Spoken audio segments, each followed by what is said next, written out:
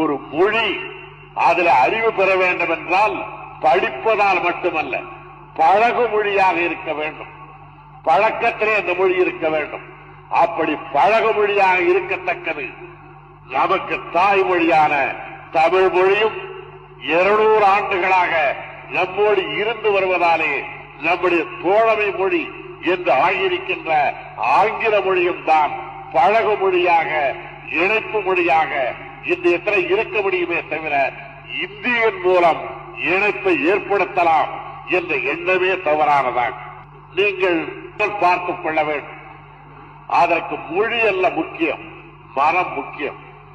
சீனாக்காரன் படையெடுத்தான், இந்தியிலே பேசியார் நாமெல்லாம் ஒன்றுபட்டோம்.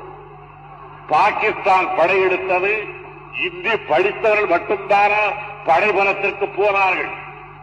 போனவர்களிலே பல பேருக்கு இந்தி தெரியாது என்பது மட்டுமல்ல, பிடிக்கக்கூட செய்யாது.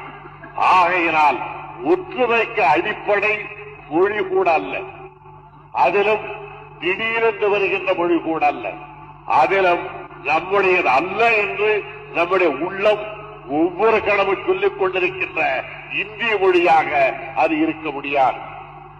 ஒரு வடநாட்டு பெரியவர் என்னிடத்தில் மிகுந்த என்னை பாராட்டிவிட்டு சொன்னார்.